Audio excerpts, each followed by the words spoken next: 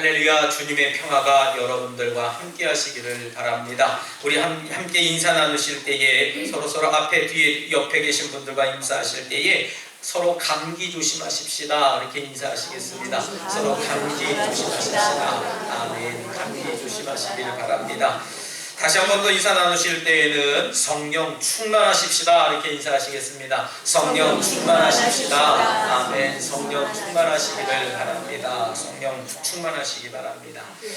오늘 본문의 말씀은 이제 야고보의 형제인 유다의 서신으로 알려져 있는 말씀입니다. 특별히 이 당시에 기독교 안에 침투하고 있었던 많은 이단자들 중에 영지주의에 대한 경고로서 우리가 듣게 되는데요. 이 영지주의자들에 대해서 잠깐 이해할 필요가 있습니다.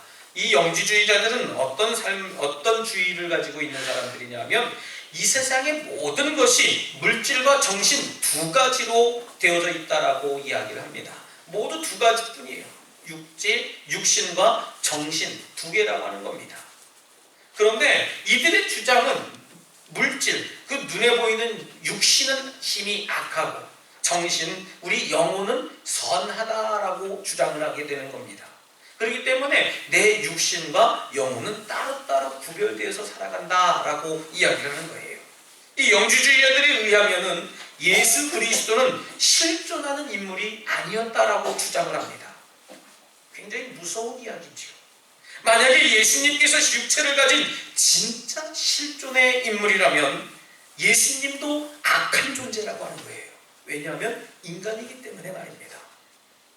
이것은 분명히 육체와 우리 영혼, 정신에 대한 아주 잘못된 이해이고 주장이라고 하는 겁니다. 그래서 이 신약시대, 초대교회 시대에 이단으로 구분되어져 있게 됩니다. 오늘 유다는 성령이 있는 사람과 성령이 없는 사람을 구별해서 설명을 하고 있습니다. 말세가 되면 성령이 없는 사람이 나타난다 하는 이야기입니다. 성령이 없는 생활은 어떤 삶이냐? 서로 당을 만들고요, 판을 만드는 거예요. 서로 교만합니다. 서로 헐뜯고 서로 미워하고 서로 증오하는 것, 그런 불경건한 것을 일삼는 것이 성령이 없는 사람들이 하는 일들이라는 거예요. 우리가 잘 아는 우리 옆에 있는 교회는 아닙니다만은 우리 저 고린도 교회는 성령의 갖가지 많은 은사들을 받은 교회라고 우리가 알고 있습니다. 많은 은사를 받았어요. 그 교회 안에는 성령이 충만한 사람들이 모여 있다고 이야기를 합니다. 그런데 이상하게도요, 이 고린도 교회 교인들은 서로 파당을 지었어요. 누구는 아볼로파, 누구는 바울파, 누구는 그리스도파, 이렇게 당을 지었어요. 서로 분쟁을 했습니다. 서로 헐뜯었어요. 네가 잘났느냐, 내가 잘났느냐, 서로 따지기 시작했어요. 어떤 모습으로 보나 이건 잘못된 영을 받은 것이 분명합니다. 그들의 신앙생활의 모습을 보면요, 마치 성령 충만함을 받은 것 같지만요, 그 삶의 생활은 성령이 없는 사람의 모습이었습니다. 여러분, 제가 말씀 중에 수차 말씀드렸던 일이 있습니다만, 이 고린도라고 하는 도시, 이 고린도라고 하는 도시는 불경건하기로 아주 유명한 도시입니다. 항구 도시입니다. 모든 문화가 그곳으로 유입되어집니다. 아마 우리나라로 치면 저 부산항쯤 되지 않을까 싶어요. 그렇다고 부산항이 불경건한 그런 항이라고 말씀을 드리는 건 아닙니다만은 그처럼 굉장히 무역이 발달되고 외국 사람들이 많이 왕래한다라고 말씀을 드리는 겁니다. 경건하지 못한 도시니까 그 삶도 교회에서는 거룩한 척 하는 거예요. 삶의 터전 속에서도 더합니다. 하나님을 알지 못하는 사람들과 같이 불경건한 그런 삶을 살아가는 거예요. 교회에 오면 거룩한 척, 바깥에 나가면 믿지 않는 사람들과 똑같이 살아가는 거예요. 믿지 않는 저들과 똑같은 말과 행동을 하는 겁니다. 단지 다른 점이 있다면 주일날 한번 교회에 올라옵니다. 그리고 다른 점이 또 하나 있다면 그들의 집에는 성경과 찬송이 있다는 거예요. 또 다른 점이 있다면 그들의 집에는 말씀이 꼭 있다는 것이죠. 심지어 믿지 않는 사람들이 교회와 성도들을 핍박하면은요, 험담을 하거나 핍박을 하면 거기에 질살에 합류를 합니다. 믿는 성도들을 나도 가담을 해서 서로서로 믿음의 형제 자매들에게 애를 가기 시작해요. 고린도 교회만 이런 문제가 있었을까요? 한번 생각해 보시기 바랍니다. 과연 2000년 전에 고린도 교회에만 이런 문제가 있었겠느냐는 겁니다.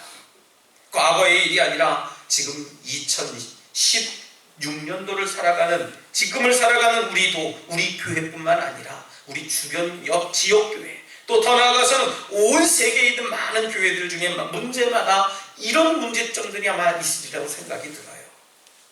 우리는 어느새 믿지 않는 사람들에게 핍박받고 상처를 받는 것이 아니라 오히려 함께 믿음 생활하는 사람들에게 상처받고 핍박받는 경우가 더 많이 있다는 거예요. 이것이 역시 성령이 없는 그런 생활이라고 하는 겁니다. 오늘 우리의 관심은요, 어디에 있어야 되겠습니까? 성령이 있는 사람에게 있어야 되겠습니까? 성령이 없는 사람에게 관심이 있어야 되겠습니까? 바라기는 오늘 우리의 관심은 성령이 있는 사람의 생활에 대한 관심이 있어야 된다는 사실을 믿으시길 바랍니다. 여러분, 우리 성령은 우리가 눈으로 볼 수 없는 존재입니다. 그렇기 때문에 가시적인 존재가 아니기 때문에 외형적으로 남들을 판단할 수 없다는 거예요.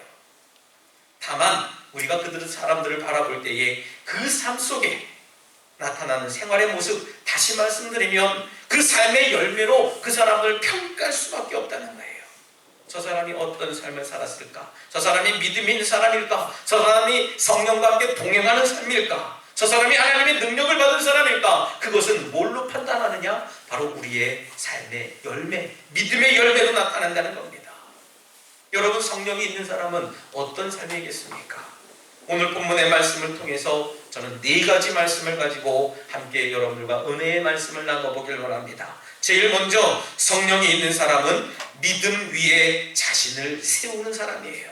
우리 옆 사람들과 함께 인사 나눠보실까요? 믿음 위에 우리 자신을 세웁시다. 그렇게 인사하시겠습니다. 믿음 위에 우리 자신을 세우십시다. 아멘. 믿음 위에 여러분들 자신을 세우시길 바랍니다. 여러분, 건물을 지을 때 가장 기초가 되는 게 뭡니까? 바로 터라고 하는 거예요. 어느 터 위에 그 건물을 세우느냐가 가장 기초가 되는 겁니다. 이처럼 우리 그리스도인의 생활과 인생의 기초는요, 바로 믿음이 기초가 되어야 된다는 얘기예요. 여러분들, 이거 중요한 이야기입니다. 지진이 나고요, 전쟁이 나고요, 집은 허물어질 수밖에 없습니다. 그러나 뭐가 남아있습니까? 잔해가 남아있는 게 아니에요. 그 집터는 남아있다는 사실입니다. 터가 견고해야 집이 튼튼하다는 사실이에요. 집안이 튼실해야 높은 건물이든 큰 건물이든 지을 수 있다는 겁니다. 우리 믿음의 사람들도 마찬가지예요. 우리는 우리의 견고한 터는 하나님의 말씀을 듣고 그대로 순종하며 지키는 말씀에 근거하는 믿음이 되어야 된다는 말씀입니다. 할렐루야. 그것이 우리의 믿음의 터가 되어야 돼요. 우리 인생의 처음이고 마지막이 되어야 하는 그 믿음이 바로 그 우리 인생의 처음과 마지막이 되어야 된다는 얘기입니다. 우리가 살아가는 이 세상을 가만히 보면은요, 잘 사는 지역과 못 사는 지역이 있어요. 우리나라만 이해를 해도요, 저 서울에 가면 강남보다 강북이 조금 집값이 떨어진다고 그렇게 알고 있습니다. 소위 집값이 비싸냐 하는 그런 문제가 되겠지요. 여러분들, 근데 저는 생각해 봅니다. 그 집값은 집을 얼마나 잘 지었나, 그 문제가 아니라 그 땅이 얼마나 비싸냐라고 하는 거예요. 그 땅이 얼마나 값어치가 있느냐는 겁니다. 그 집값보다 터값이라고 해야 맞을다라고 저는 생각합니다. 집의 위치와 터에 따라서 같은 건물, 똑같은 건물이라고 해도 그 값 차이가 어마어마하게 차이가 난다는 얘기죠. 여러분, 우리의 인생도요, 믿음이라고 하는 터에 따라서 인생의 삶의 가치가 달라진다는 사실을 기억하시길 바랍니다. 그래서 믿음 위에 우리 자신을 건축한 인생만이 가장 값진 인생이라고 하는 사실입니다. 여러분들, 그런 삶을 살아가야 돼요. 믿음 위에 건축한 인생만이 견고하다라고 하는 사실이에요. 바라기는 여러분들의 인생이 하나님의 말씀에 근거한 믿음에 세워진 인생이 되시기를 주님의 이름으로 부탁드리겠습니다. 두 번째로는 성령이 있는 사람은 성령으로 기도한다는 거예요. 우리 함께 옆 사람들과 인사하실 때에 성령으로 기도합시다. 그렇게 인사하시겠습니다. 성령으로 기도하십시다. 아멘. 성령으로 기도해야 됩니다. 우리 이 세상을 보면은 많은 종교들이 있습니다. 불교나 유교나 또 저 힌두교나 기독교나 가톨릭이나 종교가 많이 있어요. 그런데 모든 종교의 공통점이 있는 게 뭐냐면 이 모든 종교마다 기도가 있다는 거예요. 뭐 특별히 불교에도 보면은 108기도, 1100기도 이렇게 하면서 엎드려서 절까지 해가면서 아주 무릎이 닳도록 아마 기도를 하는 모습을 보게 됩니다. 우리 기독교에도 마찬가지예요. 우리 기독교에도 기도가 아주 제일 많이 등장하고 많은 신앙생활의 모습 속에서 많은 부분을 차지하고 있다고 말씀을 드려도 과언이 아닐 겁니다. 우리 기독교의 기도는 다른 종교의 기도들보다 더 독특한 여러 가지 특징을 가지고 있어요. 그것이 먼저 뭐냐면 내 기도를 들어주는 분이 분명하다는 겁니다. 누가 들어주십니까? 하나님이 들어주시는 거예요. 내 옆에, 앞에, 뒤에 있는 분이 내 기도를 듣고 저 사람의 기도가 이런 제목이구나 그렇게 하는 게 아니라 내 기도는 하나님 아버지만 들어주신다는 사실을 여러분들 믿으시길 바랍니다. 우리가 드리는 기도의 방법이 또 분명하다는 겁니다.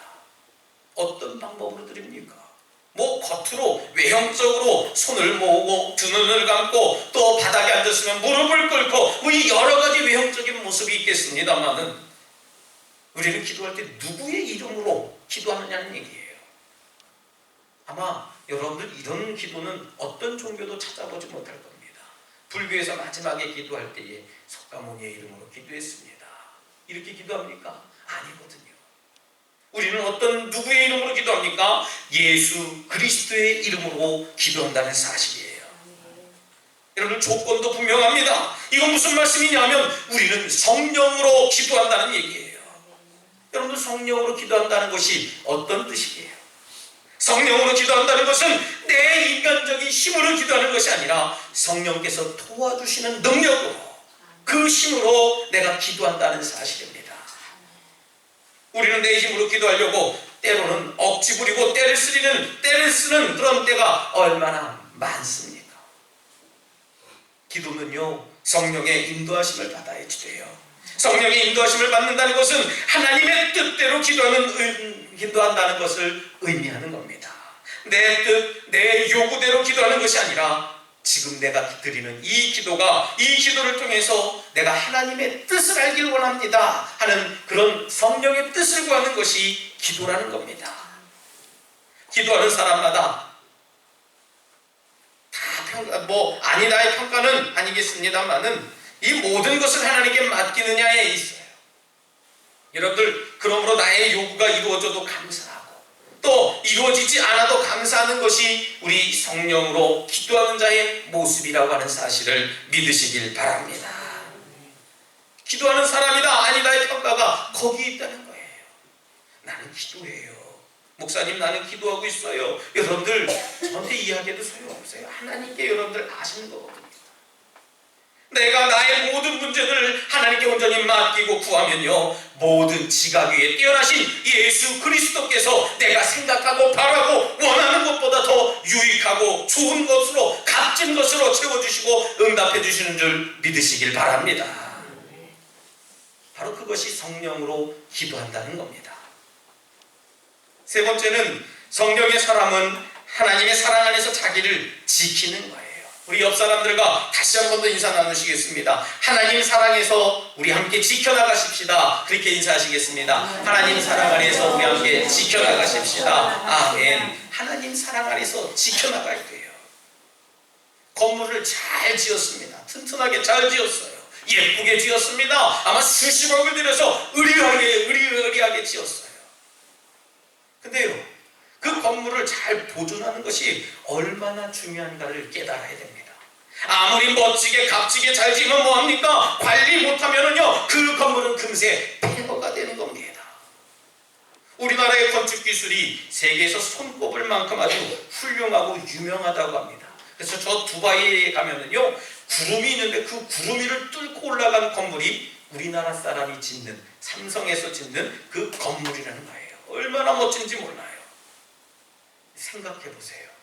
건물이 구름을 뚫고 올라가 있습니다. 그 건물 꼭대기 올라가면요, 구름을 위를 걷는 것처럼 그런 건물이랍니다. 이런 건축을 우리 대한민국이 짓고 있다는 거예요. 신공법을 개발해서 아주 단시일 내에 짓습니다. 뭐 1년도 되지 않아서 툭툭툭툭 하면서 뚝딱뚝딱 해서 금방 짠 하고 나타납니다. 그런데 문제는 뭐냐면 짓고 난 후에가 문제라는 거예요. 짓고 난 다음에 여러 가지 결함이 생기기도 합니다. 물론 모든 건물마다 그런 것은 아닙니다만은 대부분의 건물들이 그런 문제점을 앓고 있다고 봐요. 그래서 보수 공사라고 하는 것이 반드시 필요하다는 겁니다. 저는 어려서부터 비가 오는 날이 유독 싫었습니다. 왜냐하면 건물을 잘 지었어도요, 지하실이나 창가 쪽에 늘 비가 샜거든요. 제가 어렸을 때 자랄 때에는 뭐 건축 기술이 뭐 남다른 그런 것이 아니라 다 자작을 해서 짓습니다. 그래서 저희 아버님 목회하시는 그 목양지를 살펴보면은 대부분이 다 교인들이 밤일을 마다하고 오셔서 콘크리트를 타설을 하고 또 벽돌 한 장 한 장 다 날라서 예배당을 지었습니다. 잘 지었어요. 예쁘게 잘 지었어요. 근데 비가 오면은요, 지하실에 뭐가 있게요? 지하실에마다 아마 기도실이 다 어떤 교회마다 있었을 겁니다. 제가 있었던 교회도 지하실에 교회가 있었거든요. 비가 그냥 억수같이 쏟아지면 지하실에 무릎까지 찰 정도로 비가 새요. 그럼 그걸 어떻게 해야 됩니까? 밤새 이 양수기를 돌려서 푸든지 그 쓰레바지를 갖다가 물을 퍼대는 거예요. 저희 아버님이 하니까 저도 안쓰러워서 어린 나이에 가서 도와주는 겁니다. 비가 오면 싫습니다. 비가 오면요, 교회, 기도실, 교육관 여러 군데에 비가 새요. 그래서 비가 오는 날이면 교회만 생각이 듭니다. 늘 걱정이 돼요. 비 안 셀까? 비 안 셀까? 그래서 생각해 봅니다. 건물은 짓는 것보다요, 그것을 보존하고 잘 보수하는 것이 더 중요하다는 사실입니다. 여러분, 우리의 믿음 생활도 마찬가지예요. 믿음 위에 건축하는 것은 모두 잘합니다. 믿기까지는 잘해요. 예배당에 와서 예배 드리고 기도하고 함께 신앙생활하는 거 잘합니다. 근데 그 믿음을 지키는 일에 실패하는 사람들이 얼마나 많냐는 겁니다. 우리가 믿음으로 시작하지만요, 믿음으로 끝맺기가 얼마나 어렵겠습니까? 젊었을 땐 잘 믿었어요. 철야도 했습니다. 새벽 기도도 빠지지 않았어요. 교회 봉사 내가 다 했습니다. 교회의 기둥이 되었어요. 나 잘했습니다. 많은 사람들에게 인정받을 만해요. 그 믿음은 훌륭해요. 축복합니다. 훌륭한 믿음이라고 주님께 칭찬받을 만해요. 그런데 지금 어떻습니까? 아무리 큰 축복을 받으면 뭐합니까? 그 축복을 지키지 못하고 그 축복을 누리지 못하는 거예요. 여러분, 바라기는 주님께서 부르시는 그날까지 최선을 다해서 믿음을 지켜나가시길 주님의 이름으로 축원합니다. 아멘. 믿음을 지켜야 지래요. 때때로는요, 내 건강이 허락하지 않을 때가 있어요. 때로는 거센 시험으로 내 믿음이 흔들릴 때가 있을 겁니다. 혹여 사람들이 수없는 말로 나를 흔들어대고 눈물나게 할 때도 있을 겁니다. 그럼에도 불구하고 나를 위해 저 십자가에 달려서 물과 피를 다 쏟아주신 그 하나님의 사랑 안에서 내 믿음을 잘 지켜야 나가야 되는 줄 믿으시길 바랍니다. 할렐루야. 그것이 바로 믿음이 있고 성령이 충만한 사람이에요. 탕자의 비유를 여러분들 한번 생각해 보시길 바랍니다. 탕자는요, 아버지가 물려준 재산을 지키는 일에 실패했어요. 탕자는 아버지에게 유산을 받을 준비만 했을 뿐 지킬 준비는 못한 사람입니다. 아버지 유산을 가지고 저 멀리 타국에 가서 흥청망청 쓰기만 잘했습니다. 그것을 갖다가 내가 어떻게 살아갈까? 내가 이 재산을 갖다가 어떻게 불려서 내가 더 행복하게 살아갈까? 그런 준비가 되어 있지 않았습니다. 여러분, 우리가 하나님께 은총과 축복을 받기는 쉽습니다. 그것을 지키기는 더 어려워요. 오늘 본문을 가만히 살펴보면 헬라어 원문 가운데에 자신을 지키는 것을 하나님의 사랑이 미치는 범위 안에 머물러 있는 것이라고 그렇게 해석을 하고 있어요. 뭡니까? 내 자신을 지키는 것은 하나님의 사랑이 머물러 있는 그 울타리 안에 있는 것이 내 자신을 지키는 것이다 라고 하는 겁니다. 여러분, 하나님의 사랑의 테두리 안에, 하나님의 사랑의 그 울타리 안에 내 자신이 있어야 내 자신을 지킬 수 있다는 사실입니다. 그 울타리를 넘어가면 내 자신은 지키기가 어려워진다는 겁니다. 탕자는요, 아버지의 울타리 밖으로 나갔어요. 아버지 울타리 밖으로 나갔기 때문에 그가 가진 모든 소유까지, 건강까지도 다 잃어버렸던 겁니다. 바라기는 우리 덕수교회 성도님들은 하나님의 사랑 안에 여러분들의 자신을 잘 지키시고 그 사랑 안에 머무르며 살아가는 여러분들 되시길 바랍니다. 마지막 네 번째 겁니다. 성령의 사람은 주님의 긍휼을 기다리는 사람이에요. 우리 옆 사람들과 함께 인사 나누실까요? 주님의 긍휼을 기다리십시다. 그렇게 인사하시겠습니다. 주님의 긍휼을 기다리십시다. 아멘. 주님의 긍휼을 기다려야 돼요. 성경에 소개되는 또 한 사람이 있습니다. 그 사람은 바디메오라고 하는 이름을 가진 사람이에요. 저는 이 바디메오라는 이름이 참 익숙합니다. 뭐냐 하면 제가 어렸을 때에 찬송을 교회 학교 때 부르면 참 제가 유독 좋아하는 찬송이 있었어요. 예수님이 말씀하시니 바디메오가 눈을 떴다네. 여러분, 이 찬송이 있거든요. 이 바디메오라고 하는 사람, 저는 얼굴을 보진 않았지만 이미 익히 찬송으로 들어서 이 사람이 어떤 사람이었는가를 알고 있습니다. 뭡니까? 이 사람은 나면서부터 앞을 보지 못하는 그런 시각장애를 가진 사람이에요. 그런데 이 시각장애를 가진 사람이 듣기로는 어떤 이야기를 듣냐면, 내가 사는 동네에 예수님이 지나가신다라고 하는 그런 이야기를 듣습니다. 그 소문을 듣고 예수님이 지나가시는 그 길에 앞에 서 있다가 필살기로 외칩니다. 요때 아니면 내가 예수님 못 만날 것 같아. 나사렛 예수여, 나를 불쌍히 여기소서 하면서 그 간절히 외쳤습니다. 여러분, 바디메오가 눈이 떠졌을까요? 안 떠졌을까요? 아멘, 떠졌습니다. 아멘들 안 하시는 거 보니까 바디메오랑 나랑은 상관이 없는 사람. 나는 시각장애가 없으니까 괜찮아요. 그렇지 않아요. 눈을 뜨게 해달라고 자신의 눈을 고쳐달라고 하지 않았습니다. 내 연약한 부분을 강력하게 고쳐달라고 그렇게 하지 않았어요. 그저 뭐라고 얘기를 했습니까? 나사렛 예수여, 나를 불쌍히 여겨 주소서 그랬어요. 여러분들 혹여 여러분들 가운데도 연약함이 있을 거예요. 내가 아픈 부분이 있을 겁니다. 어떤 분은 눈으로, 어떤 분은 무릎으로, 어떤 분은 허리로, 어떤 분은 여러 가지 모습으로 연약한 부분이 있을 거예요. 우리 주님께 그 연약함을 고쳐주소서 보고보다도 오늘 이 시간 우리 말씀을 통해서 얻은 지혜처럼 나사렛 예수 그리스도시여, 나를 불쌍히 여겨달라고 하는 그런 지혜를 얻으시길 주님의 이름으로 부탁드리겠습니다. 주님의 긍휼을 기다려야 돼요. 주님의 긍휼을 말입니다. 그때 주님께서 역사가 일어나는 줄 믿으시길 바랍니다. 사랑하는 우리 성도 여러분, 이처럼 성령의 사람은 날마다, 때마다, 그리고 일마다 주님의 도우심과 긍휼을 기다리는 사람이에요. 그리고 성령을 사모하는 사람입니다. 그리고 그 능력으로 일하는 사람입니다. 그 능력으로 살아가는 거예요. 세상은 우리를 파괴하려고 합니다. 쓰러뜨리고 넘어뜨리려고 해요. 심지어 우리 평온한 삶을 삼켜버리려고 합니다. 이렇게 사탄의 세력이 대단한 이 시대에 우리는 뭘 해야 되겠습니까? 우리 자신을 잘 지키고 보존하기가 심지어 능히 어렵습니다. 이렇게 혼탁하고 부패한 세상에서 하나님을 신앙한다는 게 뭡니까? 우리가 하나님을 믿는다는 것은요, 하나님의 테두리 안에서, 하나님 울타리 안에서 우리 울타리 안으로 다시 돌아온다라고 하는 거예요.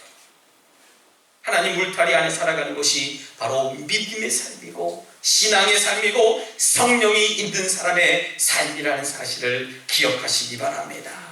바라기는 저와 여러분들도 성령으로 믿음 위에 자기를 건축하고 성령으로 기도하고 하나님 사랑 안에서 여러분들 자신을 지키며 날마다 그리스도의 긍휼을 기다림으로 온 영생에 이르는 저와 여러분들 되시길 다시 다시 한번 주님의 이름으로 축원합니다. 이 시간 함께 잠시 결단의 기도를 드릴 때 주님 성령 충만함을 주시옵소서. 주님의 성령으로 저희들을 인도해 주시옵소서라고 이 시간 잠시 결단의 기도를 드리겠습니다. 사랑과 내가 풍성하신 하나님 감사합니다. 주님, 우리가 주님을 믿는다고 하면서도 내 뜻대로 살아주시옵소서. 주님, 내 삶을 붙잡아 주시고 인도해 주셔서 주님, 내 삶이 주님의 이끌림을 받는 삶을 살아갈 수 있도록 인도하여 주시옵소서. 믿음이 없는 삶을 살아가는 것이 아니라 믿음이 있는 삶을 살아가길 원합니다. 성령 충만한 삶을 살아가길 원합니다. 주님, 내 가운데 계셔서 주님께서 자정하여 주시고 인도해 주셔서 내 생각대로 내 뜻대로 내 계획대로가 아닌 성령의 인도하심을 받으며 살아갈 수 있도록 아버지 인도하여 주시옵소서. 사랑과 내가 풍성하신 하나님 감사합니다. 주님, 저희들이 주님을 믿는다라고 하면서도 주님을 사랑한다고 하면서도 여전히 내 멋대로 내 기분대로 내 뜻대로 살아가고 있었음을 기억합니다.